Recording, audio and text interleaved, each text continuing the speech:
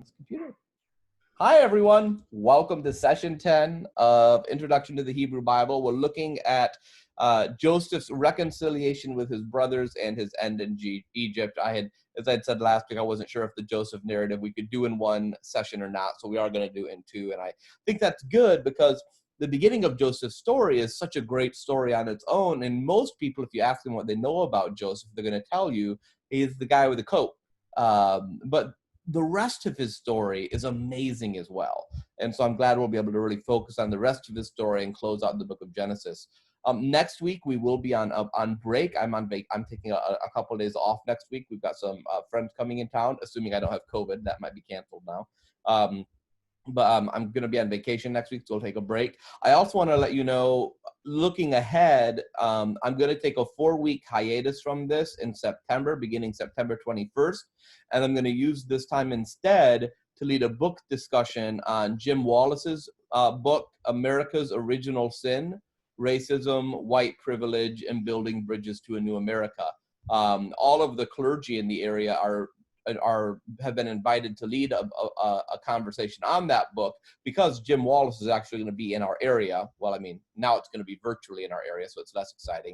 But there's going to be an opportunity for an evening event with Jim Wallis at the end of that series. And so I just sent stuff out on Facebook about it today. It'll be in the e-newsletter this week. You'll see other information about it. But those 4 weeks starting September 21st, we'll be doing that book study. And the book's great. The book was actually written in 2017, but obviously still very timely for what's going on in our own time. And I think will be a good thing for us to be a part of, and a really great opportunity to spend some time hearing from Jim Wallis himself and having some conversation with him. He's one of the best thinkers out there in American Christianity. And he represents the best of the evangelical tradition as I had it growing up.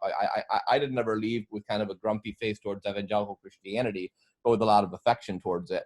And Jim Wallis is just, to me, the best of evangelical Christianity. So, and that said, of course, which means he'll be somewhat intelligible even to you Episcopalians, I hope. So I'd encourage you to be aware of that as well. So let's go ahead and pray. The Lord be with you. With you. Let us pray. Your way, O God, is holy. Who is so great a God as our God? You are the God who works wonders and have declared your power among the peoples. By your strength you have redeemed your people, the children of Jacob and Joseph. Amen. Amen. Once more, there's a typo. That's not a portion of Psalm 693. If you remember from last week, that psalm does not exist. That's in the same canon of scripture in which you will find second opinions, all of those great other texts of the Bible that people like to trot out. God loves people who pull themselves up from their own bootstraps. I think that's in second opinions. I don't think that's in the Bible. But a really lovely recitation of this portion of the psalm. And the psalm actually traces the salvation history of the people of Israel and the ways in which God intervenes in the lives of various patriarchs and important figures. And that's the particular section that relates to Jacob and Joseph. These are the texts we're using, though I have been, as I noted, cheating a little bit in Genesis and using the extra bonus text I emailed you all about last week and told you about. And we are nearing the end of Abraham's family tree. We've done the patriarch Abram. We've done his son Isaac, who becomes, we've done Jacob, who becomes Israel, and now we are doing Joseph, who is the fourth and final of the patriarchs in the Genesis narrative. And to remind you what we did last week, we talked about, that's not what I wanted to, we did that already. There it is. I should have taken that out. To remind you what we talked about last week, this is my actual review slide.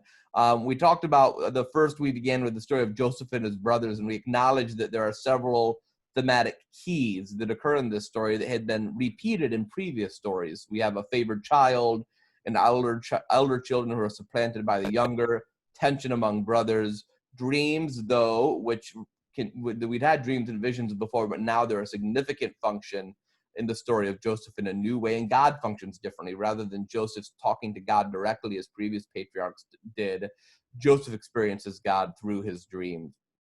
We also talked a little bit last week about divine providence, this odd reality that in chapter 37, the Tetragrammaton, Yahweh, those are those figures you see on the right in ancient Hebrew and then more modern Hebrew, is absent from the entire story when all these horrible things happen to Joseph. And then In chapter 39, we have that inclusio, if you remember, that Yahweh was with Joseph. Yahweh is with Joseph at the beginning of the end. And that's when everything goes wrong with Potiphar and his wife. And so bad things still happen, which raises a question. How do we understand divine providence if bad things happen, no matter whether or not God is with God's people? And that's the theological tension that is introduced in this narrative, and I think resolves in the end, as hopefully we'll see tonight, unless you decide I'm just making it all up. So this narrative of Joseph and his brothers is one of the longest stories in the Bible, to be honest. A lot of stories that you're probably used to usually probably only comprise a chapter or two, if that, particularly stories we've heard so far. And even Joseph's narrative, they've covered 20 years in the span of just a couple of chapters. But this experience of Joseph and his brothers stretches out over several chapters. And really, to be honest, it's written like very good literature. Like if you just sat down to write this story as a short story, it would be written this well. It really is some of the best literature, narrative prose literature that exists in Hebrew scriptures as well. So I think that you'll enjoy, I hope, digging into it a little bit with me. So we'll begin with chapter 42, beginning in verse 1. Got your Bible, pull it out, wave it around, make the devil angry, or make an Episcopalian confused, depending on the joke you want to go with. What's that? Is that a prayer book? No, it's Bible. Gosh. I do like the Bible. It quotes the prayer book a lot, so that's helpful. All right, chapter 42, beginning in verse 1. So at this point, just to remind you where we are, Joseph interpreted the dream for Pharaoh, right? There's going to be 7 years of famine, 7 years of plenty. You should put someone really smart in charge, he says to Pharaoh. Wink, wink, nudge, nudge. Pharaoh's like, well, I mean, you seem pretty smart, so how about I put you in charge of Egypt? And Joseph's like, oh, shucks, okay. And so now he is in Egypt. He is second only to Pharaoh. He's married an Egyptian wife as well, Zaphenath Paneah. No, that's Joseph's name is Zaphenath Paneah. And Pharaoh gave him Asenath, the daughter of Potipharah, which is always a little weird, right? That's kind of close to Potiphar. So there are some scholars that wonder if this is someone from Potiphar's family, perhaps Potiphar's daughter, that Joseph now marries, that there's a kind of a turnabout here happening in the narrative, or it could just be that Potiphar's like John. It's just a very common name in Egypt. Scholars debate on that. So he's got an Egyptian wife. He's running Egypt. The famine has come. He's had 2 kids as well in Egypt by this point, naming the first one Manasseh and the second one Ephraim. These will become 2 of the 12 tribes of Israel, as we'll find out later on. And then the famine happens. And though the famine's over all the land, Joseph has opened the storehouses, sold to the Egyptians. And you're told in verse 57, right before we begin, moreover, all the world came to Joseph in Egypt. All the world, that's a lot of people, to buy grain because the famine became severe throughout the world. It's almost like Donald Trump is the narrator at this point. We've got the best grain. All over the world, they say it's the best grain. Everyone's coming to buy our grain. It's really fantastic. Love it. So, verse 1. When Jacob, so this is Joseph's father, we're flipping back to Canaan now. When Jacob learned that there was grain in Egypt, he said to his sons, why do you keep looking at one another? You useless kids. I've heard, he said, that there's grain in Egypt. Go down and buy grain for us there, that we may live and not die. So 10 of Joseph's brothers went down to buy grain in Egypt. But Jacob did not send Joseph's brother Benjamin with his brothers, for he feared that harm might come to him. Remember that Benjamin is Rachel's second child. So Joseph is the eldest child of Jacob's favored wife. Benjamin is the only one who remains of Rachel's children. Thus the sons of Israel were among other people who came to buy grain, for the famine had reached the land of Canaan. Now Joseph was governor over the land, and it was he who sold to all the people of the land. And Joseph's brothers came and bowed down before him with their faces to the ground. When Joseph saw his brothers, he recognized them, but he treated them like strangers and spoke harshly to them. Where do you come from? He said. They said, from the land of Canaan to buy food. And although Joseph had recognized his brothers, they did not recognize him. Joseph also remembered the dreams that he had dreamed about them. And he said to them, you are spies. You've come to see the nakedness of the land. They said to him, no, my lord, your servants have come to buy food. We are all sons of one man. We're honest men. Your servants have never been spies. But he said to them, no, you've come to see the nakedness of the land. They said, we, your servants, are 12 brothers, the sons of a certain man of the land of Canaan. The youngest, however, is now with our father, and one is no more. So this, of course, is Joseph, right? Joseph is no more. Joseph said to them, it's as I've said, you're spies. Here's how you should be tested. As Pharaoh lives, you shall not leave this place unless your youngest brother comes here. Let one of you go and bring your brother while the rest of you remain in prison, in order that your words may be tested, whether there's truth in you, or else, as Pharaoh lives, surely you're spies. And he put them all together in prison for 3 days. On the third day, Joseph said to them, do this and you will live. For I fear God. If you are honest men, let one of your brothers stay here while you are in prison, and the rest of you shall go, carry grain for the famine of your households, and bring your youngest brother to me. Thus your words will be verified, and you will not die. And they agreed to do so. They said to one another, alas, we're paying the penalty for what we did to our brother, Joseph, of course. We saw his anguish when he pleaded with us, but we would not listen. This is why this anguish has come upon us. Reuben answered them, did I not tell you not to wrong the boy, but you would not listen? So now here comes the reckoning for his blood. They did not know that Joseph understood them, and said, since he spoke with them through an interpreter, he turned away from them and wept. Then he returned and spoke to them, and he picked out Simeon and had him bound before their eyes. Joseph gave orders to fill their bags with grain, to return every man's money to his sack, and to give them provisions for their journey. And this was done for them. And they loaded their donkeys with their grain, and they departed. So already, 26 verses for a pretty small amount of stuff that's happened. So Jacob is sending his sons down, holding Benjamin, his last favorite kid, back. And when Joseph sees his brothers, he recognizes them, but they, of course, assume he's probably dead or a slave. Surely this Egyptian in front of them is not their brother. And if you think it makes sense, because if you've ever seen pictures of pharaohs, you see a little bit of the picture here. There's often a wig, there's often makeup, there's very different clothing that they're wearing. And also, we're told that he's speaking Egyptian at this point. So this whole time he's talking to them, it's through an interpreter, and they're speaking Hebrew, even though he understands what they're saying, the text tells us. And it's a very interesting way that this plays out when, first off, the accusation of them possibly being spies is an entirely reasonable accusation. The nations that border Egypt, of course, would be engaged in espionage at this point, trying to see if there's a way to get food from the land of Egypt when there's all this famine without having to buy it. So that's a reasonable accusation. So there's no reason for them to doubt that that concern is authentic on the part of this Egyptian, governor in front of them.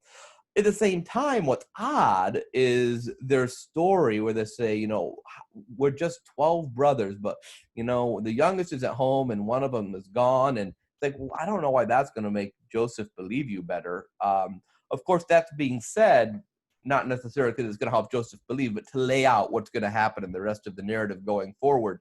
Because remember, it says that, Joseph remembered his dream, and his dream was that his 11 brothers would bow down before him. This is just 10. So Joseph knows this is not the answer to the dream, that the 11th brother must come as well for the dream to be fulfilled. But what's interesting is he's following the dream, but he doesn't seem to be, he's not lording it over him. This isn't like the Joseph back early in the text that's, telling his brothers how important he's going to be when he grows up. He's here. He's got the moment to do the great big, I told you so. And we're told he weeps. He turns aside and he cries because he's so grateful to see his brothers. But he knows as well that this is not yet the moment to reveal who he is. And so he does this thing where all of you are going to go to prison, and one of you can go back to go get, Benjamin. Gives him 3 days in prison, and then he swaps the offer. Okay, now instead, one of you stay in prison, and the rest of you can go home to your father. And there's this ruse where he has their sacks filled with grain, but he puts their money back on their sacks, because, of course, thinking that along the journey they'll see that, and that'll just throw them a little more off kilter, thinking that he's going to think they stole the grain instead of buying it. And then he sends them on their way back up to Canaan. And that's the narrative structure we see in this text that happens over and over again, is they go from Canaan down to Egypt, then back up to Canaan, down to Egypt, back up to Canaan. We're going to see that ebb and flow a few times as we go through this narrative. So this is kind of setting the stage for what's going to come next. Questions? Thoughts? Nothing. Great. It's that clear. So let's see what happens next. Continuing on in verse 27. So they loaded their donkeys with their grains and departed. This is the journey up to Canaan. When one of them opened his sack to give his donkey fodder at the lodging place, he saw his money at the top of his sack, and he said to his brothers, "My money has been put back. Here it is in my sack." And they lost heart, turning trembling to one another, saying, "What is this that God has done to us?" When they came to their father Jacob in the land of Canaan, they told him all that had happened to them, saying, the Lord of the land, spoke harshly to us, charged us with spying on the land. We told him, we're honest men, we're not spies. We're 12 brothers, sons of our father, as one is no more, and the youngest is now with our father in the land of Canaan. Then the Lord of the land, said to us, by this I shall know you're honest men. Leave one of your brothers with me, take grain for the famine of your households, and go your way. Bring your youngest brother to me, and I shall know you are not spies, but are honest men. And then I will release your brother to you, and you may trade in the land. And as they were emptying their sacks, there in each one's sacks was his bag of money. When they and their father saw their bundles of money, they were dismayed, and their father Jacob said to them, I am the one you have bereaved of children. Joseph is no more, and Simeon is no more, and now you would take Benjamin. All this has happened to me. Then Reuben said to his father, you may kill my two sons if I do not bring him back to you. That's an awful nice, not kill me, you can kill my kids. Great job, Reuben. If I do not bring him back to you, put him in my hands and I will bring him back. But Jacob said, my son shall not go down with you, for his brother is dead and he alone is left. If harm should come to him on the journey that you are to make, you would bring my gray hairs with sorrow down to Sheol. So they come back, and Jacob's ruse of throwing them off kilter with the money in the sacks has worked. They don't know what to do. And what this is he's testing their honesty, right? And Jacob's honesty, Jacob has been a schemer his whole life. A lot of his sons are apparently learned how to do that as well. They've been scheming and deceiving their father. So this is a test of honesty. Will they come back and come and say, listen, we don't know how the money got in our sacks, but it happened, and here it is. Will they be honest, or will they give up yet another brother to protect their own hide? So will they give up Simeon, who is now in Egypt, so they don't have to go back and come clean about the money? So it's a test of honesty. And what you see, there's been a development in the life of the brothers, because we saw in the previous chapter, right, that they're saying that this is coming to us because of what we did to Joseph. And here they're saying, oh, let us go. We need to do this right. Reuben's slightly better by offering his sons' lives up, but still, they want to follow through on the promise, the commitment they've made. Jacob, however, so all of my waxing eloquently about the redemption of Jacob in the text of Genesis, Jacob's kind of a tool here at the end. But you've got to add, it's kind of a Sophie's choice sort of situation, right? So does he risk losing yet another child and send Benjamin in to fulfill what what the brothers had said, or does he cut his losses and keep what he has? And he decides to cut his losses and not risk losing his other favored son.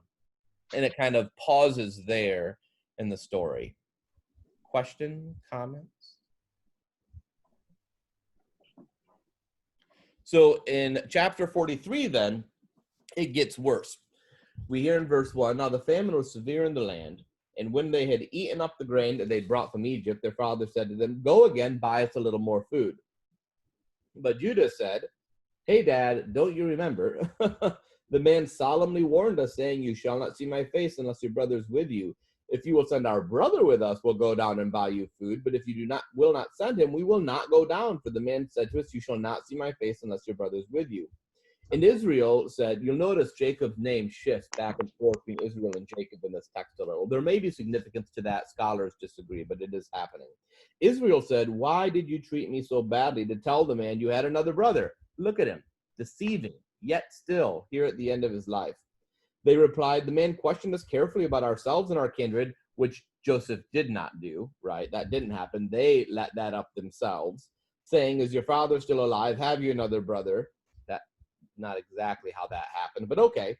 What we told him was an answer to these questions. Could we in any way know what he would say, bring your brother down? Then Judah said to his father, send the boy with me. Let us be on our way that we may live and not die, you and we and also our little ones.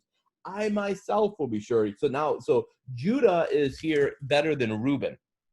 Right? Judah's willing to let himself be surety, not his own sons. I will be surety for him. You can hold me accountable for him. If I do not bring him back to you before me, let me bear the blame forever. If we had not delayed, we would have returned now twice, because apparently they've taken a long time waiting. And their father Israel said to them, if it must be so, then do this. Take some of the choice fruits of the land in your bags. Apparently the famine's not totally severe. Carry them down as a present for the man, a little balm, a little honey, gum, raisin, pistachio nuts, and almonds. Take double the money with you. Carry back with you the money that was returned on top of your sacks. Perhaps it was an oversight.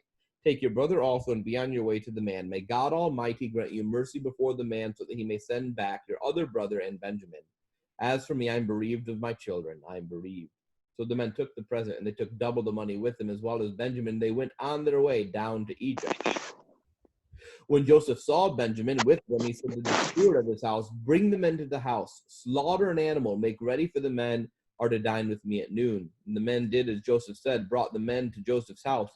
Now the men were afraid because they were brought to Joseph's house, and they said, it is because of the money we placed in our sacks the first time we've been brought in, so that we have an opportunity to fall upon us, make slaves of us, and to take our donkeys. There's nothing that a king of Egypt wants more than an extra donkey. So they went up to the steward of Joseph's house and spoke with him at the entrance of the house. They said, oh, my lord, we came down the first time to buy food, and we came to the lodging place, opened our sacks, and there was each one's money on top, our money in full weight. So we brought it back with us. Moreover, we brought with us additional money to buy food. We don't know who put the money in our sacks. Joseph replied, rest assured, do not be afraid. Your God and the God of your father must have put treasure in your sacks for you. I received your money. Then he brought Simeon out to them. When the steward had brought the men into Joseph's house and given them water and washed their feet and given their donkeys fodder, they made the present ready for Joseph's coming at noon, for they'd heard he would dine there. When Joseph came home, they brought him the present they carried into the house and bowed down to the ground before him. He inquired about their welfare and said, is your father well? The old man of whom you spoke, is he still alive?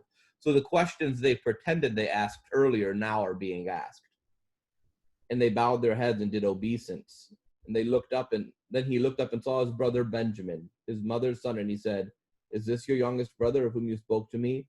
God be gracious to you, my son. And with that, Joseph hurried out because he was overcome with affection for his brother. He was about to weep. So he went into a private room and wept there. Then he washed his face and came out, and controlling himself, he said, serve the meal. And they served him, his brothers, that is, served him by himself, and them by themselves, and the Egyptians who ate with him by themselves, because the Egyptians could not eat with the Hebrews, for that is an abomination for the Egyptians. Whoops. When they were seated before him, the firstborn according to his birthright, and the youngest according to his youth, the men looked at one another in amazement. Portions were taken to them from Joseph's table, but Benjamin's portion was 5 times as much as theirs. So they drank and made merry with him. Then he commanded the steward of his house, fill the men's sacks with food as much as they can carry, and put each man's money on top of his sack. Place my cup, the silver cup, on top of the sack of the youngest with his money for the grain. And he did as Joseph had told them. So, journey back down to Egypt. Give the money back. Be honest. Jacob's, finally giving up on this a little bit here. Also, sweeten the deal a little, bring some of the great stuff that Canaan has that's easier to find in Canaan than in Egypt to try to make things work as well. And when they get there, the text oozes with this emotion that Joseph feels upon seeing his brother his brother Benjamin, the only other son of his mother Rachel. Immediately he sees them coming. He sees Benjamin, recognizes Benjamin, and wants to have this great feast for them, to bring them to his home. They're, of course, still terrified that this is all a trick. But they come to the home. They're honest with him. And it's fascinating. If you remember, when they discovered the money back on the first journey home from Egypt, what their response was is, what has God done to us? So they attributed the return of the money to the work of God, but saw it as a foul work where God was working against them, probably as punishment for their sin. And what's interesting is Joseph affirms what they thought. Yes, you gave me the money. I didn't put it there. It was your God who did it. So the work of God that they had thought was against them, he says, is actually for them. And that's a foreshadowing to how he's going to explain the work of God to them later as we reach the end of the story. But he's not only affirming them, he's affirming their God, their religion, and all of that. And then, of course, he asks about his dad for the first time and if whether or not Jacob is even still alive, finds out he is. And then when he sees Benjamin, it's such a touching scene where he's so overcome after these 20 years away that he's going to start weeping. And so he excuses himself to go to a side room to weep on his own. Then he washes his face and, barely controlling himself, comes back and says, okay, let's eat now. And at the same time can't help himself from giving extra food to Benjamin over and over and over again. And then sends them on their way, does the same thing though, puts all the food they can carry, all the money back in their sacks, but there's an added piece, which is his silver cup. And this is not, like kind of a Les Miserables thing with like the silver candlesticks. It's not just about silver being worth money. The silver cup, the cup of a monarch or of an official or of a lord, is a very important thing. This is the cup. That's why you have a cup bearer to bring your cup to you. So your cup is like, this isn't like, a solo cup you write your name on and then lose halfway through the party. The cup that is given, that is his cup, is a symbol of who he is as the leader in Egypt at this point. So gives it to them, sends them on their way, and you can probably guess what's going to happen next. Comments? Questions? Yeah. Anyone? I saw someone raising their hand and realized that was my finger.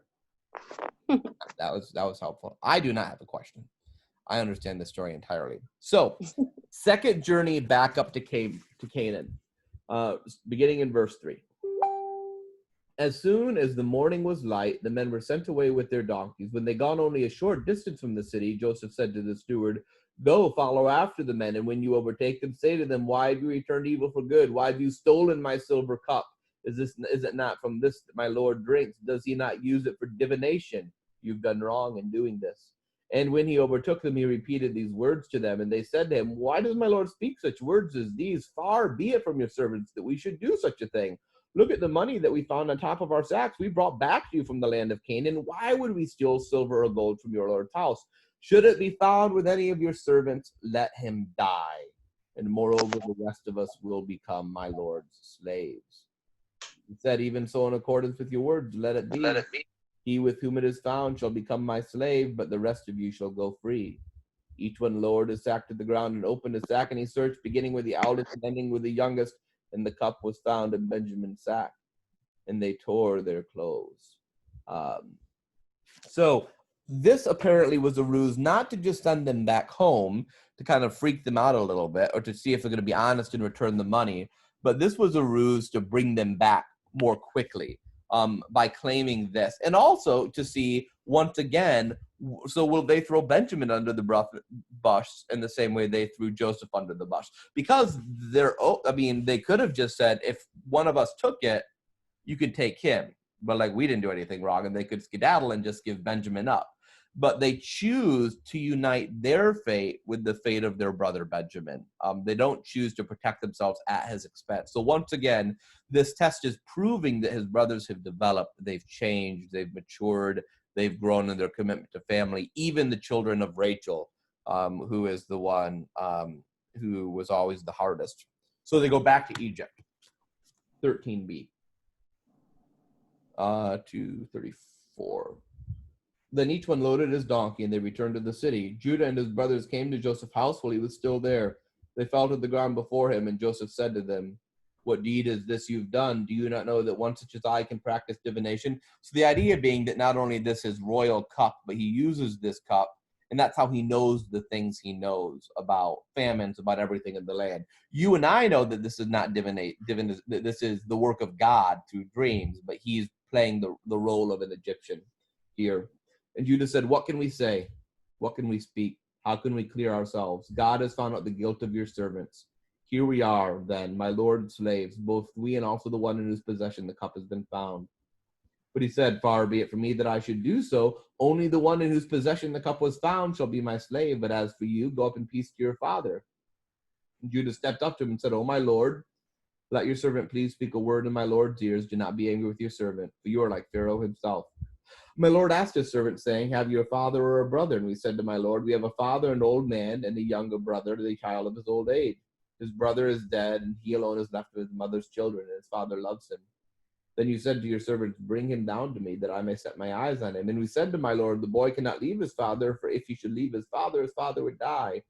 And you said to your servants, unless your youngest brother comes down with you, you shall see my face no more. When we went back to your servant, my lord, we told him the words of my lord. And when our father said, go again, buy us a little food, we said, we cannot go down. Only if our youngest brother goes with us will we go down, for we cannot see the man's face unless our youngest brother is with us. Then your servant, my father, said to us, you know that my wife bore me 2 sons. One left me, and I said, surely he has been torn to pieces, and I've never seen him since. If you take this one also from me, and harm comes to him, you will bring down my gray hairs and still.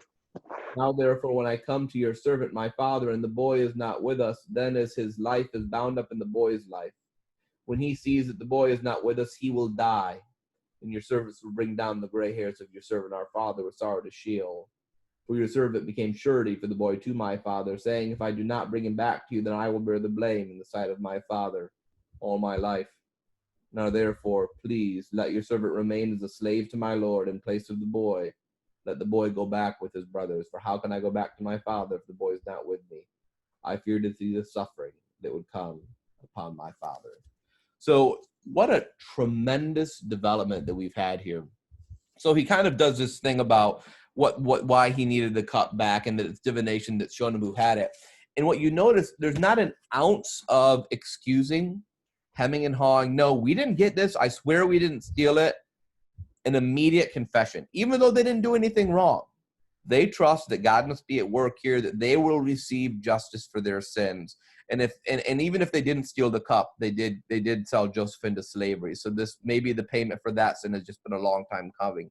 And what's amazing is Judah does the opposite of what had happened to Joseph. Judah offers to let himself stay so that Benjamin can be saved, as opposed to before when they had sent Joseph away because they didn't like him and they wanted to kind of protect themselves. So it's a total reversal in terms of the value that one of the brothers is now willing to give up his own life to be sold as a slave, right? That's what they did to Joseph. Judah will do exactly what he did to Joseph in order to save Rachel's other son.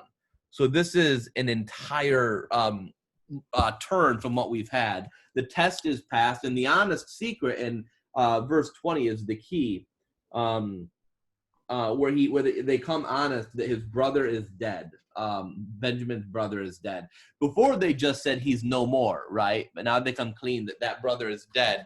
And as well, how much it would pain Jacob if he lost Benjamin as well. And you see a concern here as well for Jacob that was absent. You know, they deceived Jacob earlier in the story with the coat covered with animal blood and all of that. But at this point in their life, they want to protect their dad in his old age. They don't want to see him die of grief at the loss of his youngest son. Thoughts? Comments? So we move on to the revelation. 45. Then Joseph could no longer control himself before all those who stood by him, and he cried out, "Send everyone away from me." So no one stayed with him when Joseph made himself known to his brothers.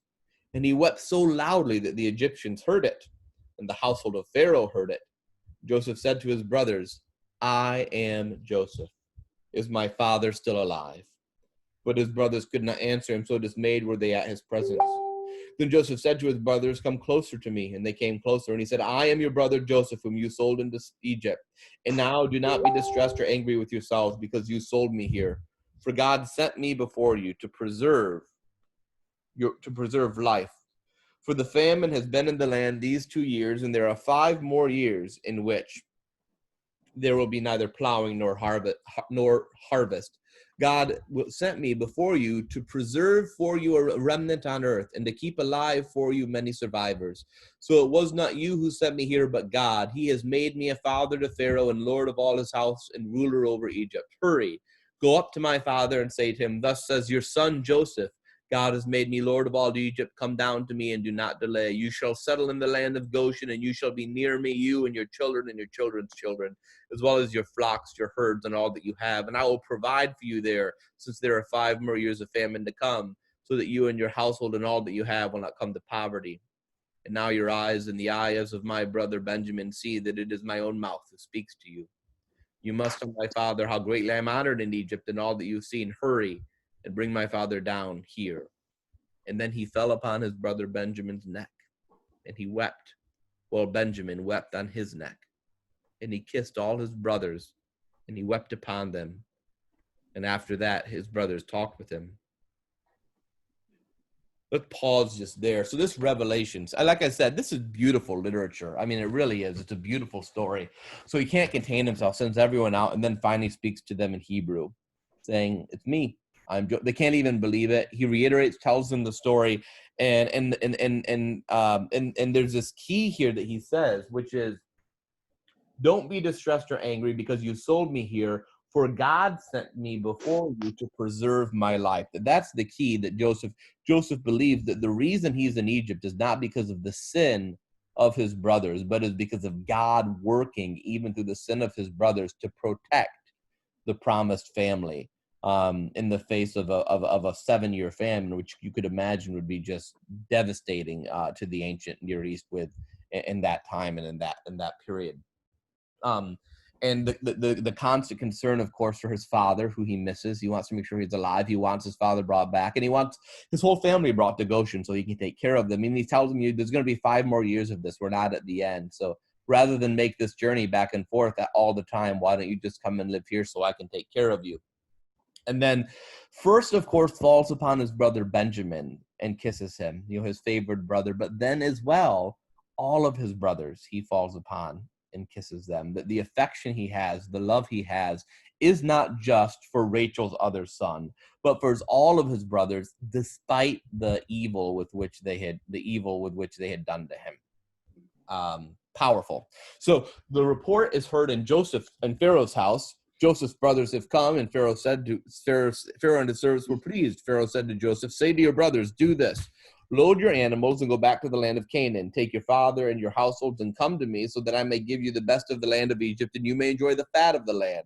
You are further charged to say, do this, take wagons from the land of Egypt for your little ones and for your wives and bring your father and come. Give no thought to your possessions. Don't even pack, for the best of all the land of Egypt is yours. The sons of Israel did so. Joseph gave them wagons according to the instruction of Pharaoh, and he gave them provisions for the journey. To each one of them he gave a set of garments. But to Benjamin he gave 300 pieces of silver and 5 sets of garments. To his father he sent the following: 10 donkeys loaded with the good things of Egypt, 10 female donkeys with grain, bread, and provisions for his father on the journey. Then he sent his brothers on their way, and as they were leaving he said to them, do not quarrel along the way. So sends them. Pharaoh is up with it, says, bring everyone here. There's still a little bit of favoritism. You can't help yourself with that, with the way Benjamin's treated. But what's fascinating as well is that last line, do not quarrel along the way. That's actually not a very helpful translation of the Hebrew there. It's not about, he's not worried about them fighting. Do not quarrel along the way. The word is better translated as agitated. He's saying, don't be anxious on the way. Don't freak out on this journey. Everything's okay now. So that's what he's actually saying. That this is good. Everything is fine now. Everything is okay. Questions, comments, and then we get the final journey, the third journey up to Canaan. Not the final, the final cycle of journeys. So 25, they go to 28. So they went out of Egypt, came with their father Jacob to the land of Canaan. This is the third journey to Canaan. They said to him, Joseph's alive. He's even ruler over all the land of Egypt. Jacob was stunned, could not believe them. But when they told him all the words of Joseph that he said to them, and when he saw the wagons that Joseph had set to carry him, the spirit of the father Jacob was revived. And Israel said, enough.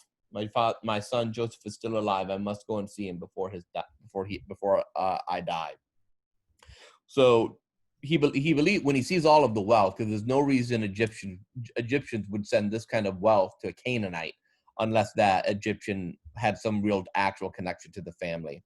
And then we get the final journey, the fourth journey down to Egypt, beginning in 46:1. When Israel set out on his journey with all that he had and came to Beersheba, he offered sacrifice to the God of his father Isaac. God spoke to Israel in the visions of the night and said, "Jacob, Jacob." He said, "Here I am." Then he said, "I am God, the God of your father. Do not be afraid to go down to Egypt, for I will make you a great nation there. I myself will go down with you to Egypt, and I will also bring you up again, and Joseph's own hand shall close your eyes." So Jacob set out from Beersheba, and the sons of Israel carried their father Jacob, their little ones, and their wives in the wagons that Pharaoh sent to carry him. They also took their livestock, the goods they'd inquired in the land of Canaan, and they came to Egypt, Jacob and all of his offspring with him, his sons and his sons' sons with him, his daughters and his sons' daughters, and all his offspring came to Egypt. And then the text continues with some genealogical work to kind of start bridging the rest of this story and what's going to wind up happening. And as well, for this genealogical work, I won't get into it, but it's interesting because there's an acknowledgement here of some of the intermarrying that's happening with the Egyptians, right? Because, of course, Joseph's children are half Egyptian. And after they do all of these children and do all of the end of the genealogy, they pick up the story again in verse 26. All the persons belonging to Jacob who came into Egypt, who were his own offspring, not including the wives of his sons, were 66 persons in all. That's a whole number, 66. That's a symbolic number. The children of Joseph who were born to her in Egypt were 2. And all the persons of the house of Jacob who came into Egypt were 70. Israel sent Judah ahead to Joseph to lead them on their way into Goshen.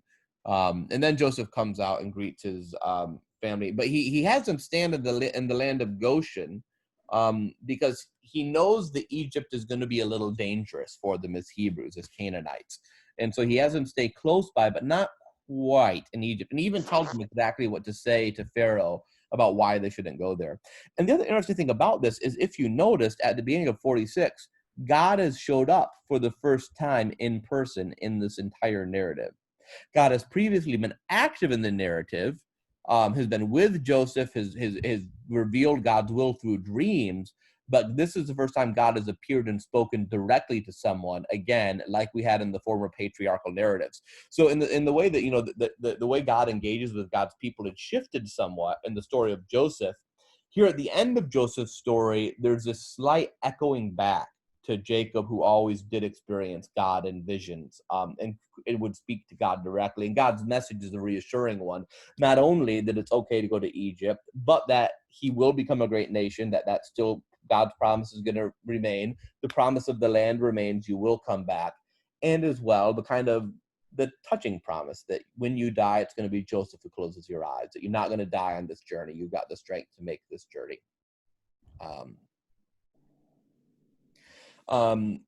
And I won't do all of the rest of this, but I will say this: what happens here is there's in 47:28. So as the story continues, the family continues. They're all living there. Flip to that 47:28. So Israel settled in the land of Egypt. This is 27 actually. The region of Goshen. They gained possessions in it, were fruitful, multiplied exceedingly. Jacob lived in the land of Egypt 17 years. So the days of Jacob, the years of his life, were 147 years. And when the time of his death drew near, he called his son Joseph and said to him, "If I found favor with you, put your hand under my thigh and promise to deal loyally and truly with me. Don't bury me in Egypt. When I lie down with my ancestors, carry me out of Egypt and bury me in their burial place." And he answered, "I'll do what you've said." And he said, "Swear to me." And he swore to me. And Israel bowed down on the head of his bed. And after this, Joseph was told, "Your father was ill." So he took with him his 2 sons. And when Jacob was told, your son Joseph has come to you, he summoned his strength and sat up in bed. And then you get this long prayer of blessing, so which I'm not going to reiterate. And this is fascinating.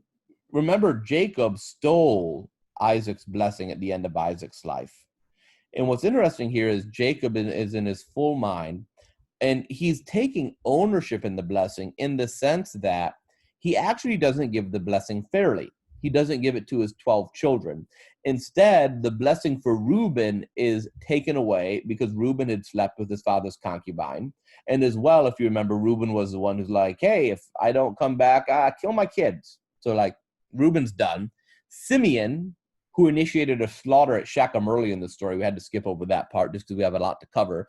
So these two sons failed. And so Israel chooses not to give them their blessings, but instead to give Ephraim and Manasseh, the two sons of Joseph. They will become the other tribes in the place. That's why there's no tribe of Reuben and there's no tribe of Simeon among the tribes of Israel.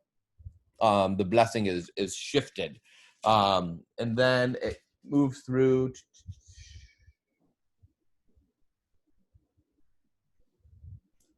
He says about to die, finishes the blessing. And Jacob calls his son, and then and after he does that, he does give blessings to the other brothers after giving the primary blessings to Ephraim and Manasseh.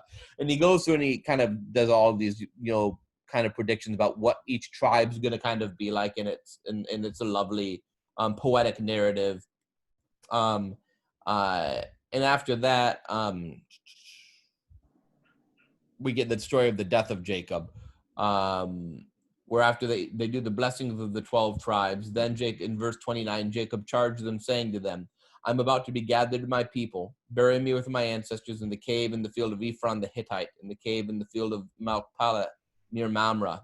Right, Mamre? You remember the oaks of Mamre where Abraham first came when he first came? This is a important place to the people. Near Mamre in the land of Canaan, in the field Abraham brought from Ephron.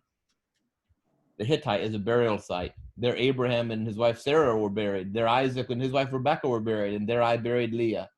The field and the cave that is in it were purchased from the Hittites. When Jacob ended his charge to his sons, he drew up his feet into his bed, breathed his last, and was gathered to his people. And Joseph threw himself on his father's face and wept over him and kissed him. Joseph commanded the physicians in his service to embalm his father. So the physicians embalmed Israel. They spent 40 days in doing this, for that is the time required for embalming. And the Egyptians wept for him for 70 days. So Joseph has become Egyptianized just a little, that he's going to send his father back, but he's going to embalm him first, the way that the Egyptian people do. And then we get the death of Joseph. Joseph dies at 110 years, an ideal age, and we see at the end of the book of Genesis this kind of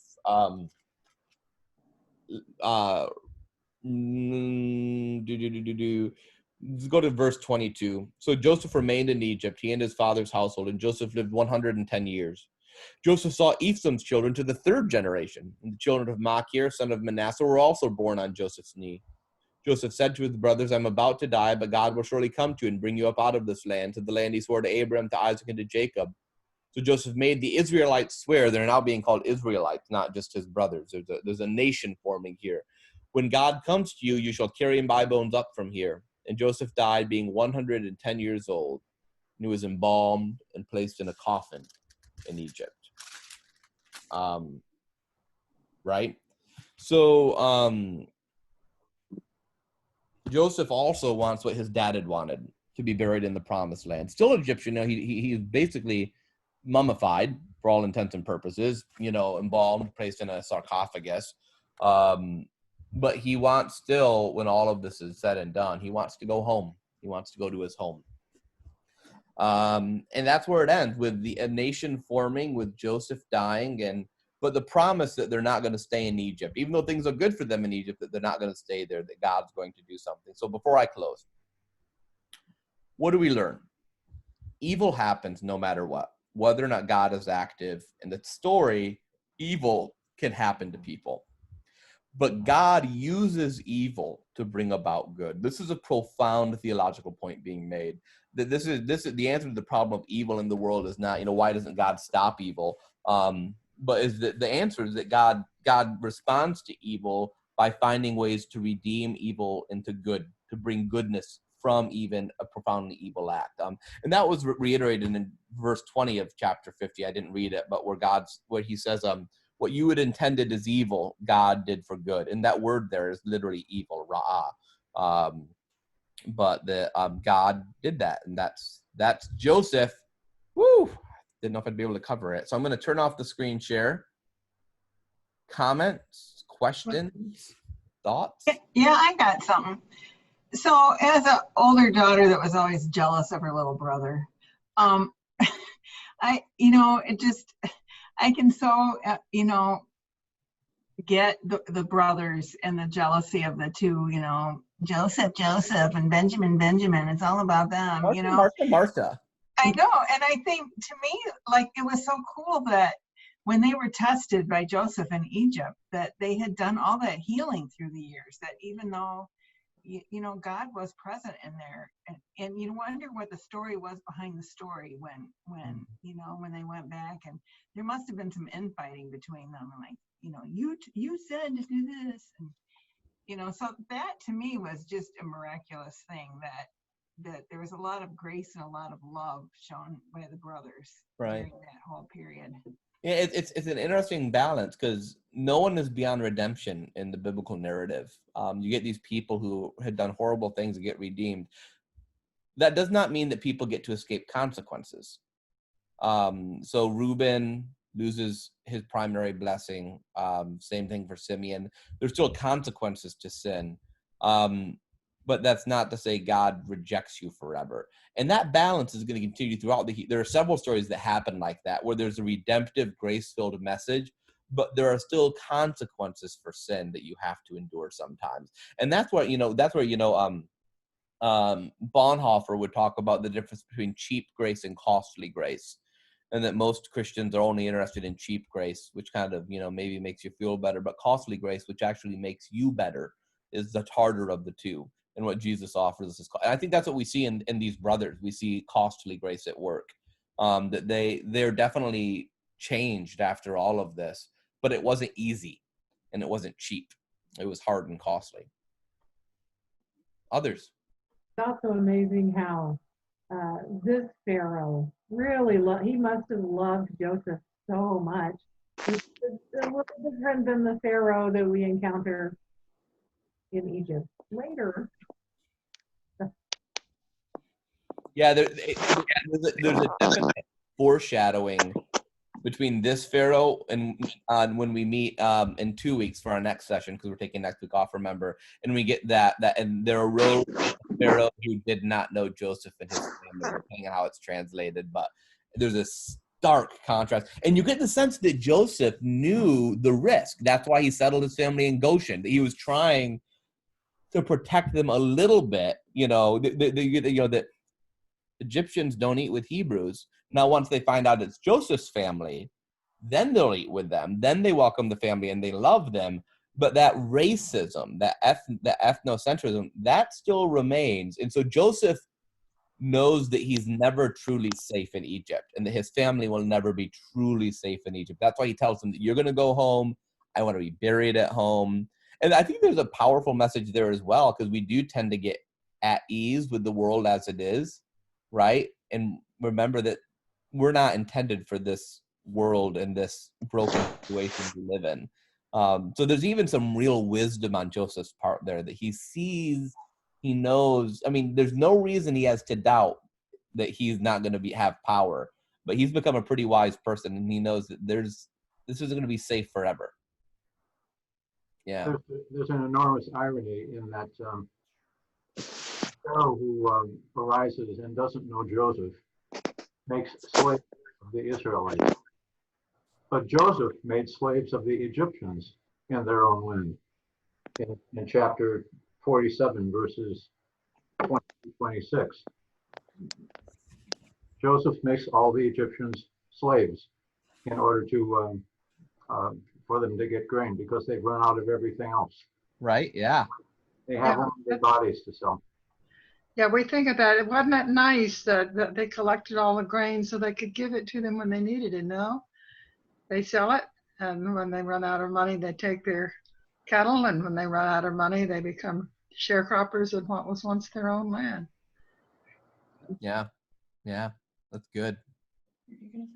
Well, this has been lovely. Thank you all. I hope that you have a lovely break, and we'll be back in 2 weeks to dig into the story of Exodus. And we won't take 10 weeks to go through Exodus, I promise you. But thanks for bearing with me as I tried to give us a real solid picture of the Genesis narrative.